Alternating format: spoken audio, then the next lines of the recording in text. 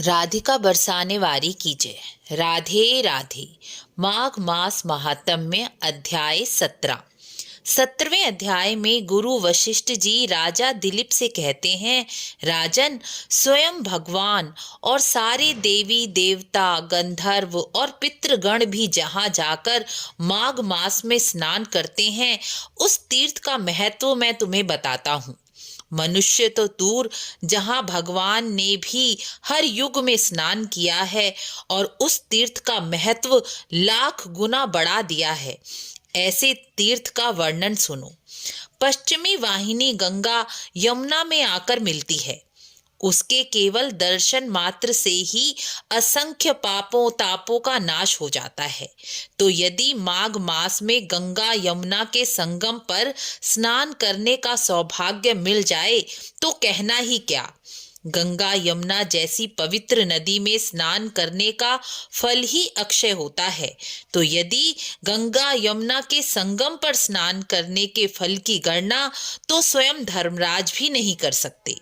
इसलिए माघ मास में एक दिन ही सही स्नान का मौका यदि प्रयागराज में मिल जाए तो उसे कभी छोड़ना नहीं चाहिए। गंगा ज्ञान, यमुना भक्ति और सरस्वती गुप्त रूप से वैराग्य और त्याग का स्वरूप है। इसलिए इस संगम पर सरस्वती दिखाई नहीं देती, लेकिन गुप्त रूप से सम्मिलित है। इसलिए प्रयागराज को त्रिवेणी संगम भी कहा जाता है। मनुष्य इन तीनों के बगैर कभी भी मोक्ष प्राप्त नहीं कर सकता। इसलिए त्रिवेणी संगम की इतनी महिमा शास्त्रों में बताई गई है।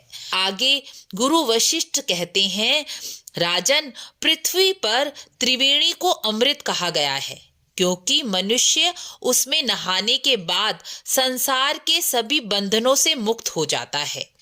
माघ मास में स्वयं भगवान ब्रह्मा, विष्णु, महादेव, रुद्र, आदित्य, मरुदगण, गंधर्व, लोकपाल, यक्ष, किन्नर, सर्प, अणिमा, सिद्धगण, ब्राह्मणी, पार्वती, लक्ष्मी, इंद्राणी, अदिति, देवपत्नियां, नागपत्नियां, रंभा, मेनका, उर्वशी, तिलोत्तमा और भी कई अप्सराओं के झुंड, सभी पितृगण सतयुग में साक्षात रूप धारण कर प्रयागराज में स्नान करते हैं और कलयुग में प्रच्छन्न रूप से माघ मास में त्रिवेणी में स्नान करने के लिए आज भी आते हैं। माघ मास में केवल 3 दिन के स्नान से ही अक्षय पुण्य की प्राप्ति होती है, जो सहस्त्र अश्वमेध यज्ञों को करने से भी नहीं होती। इसमें जरा भी संदेह नहीं करना चाहिए।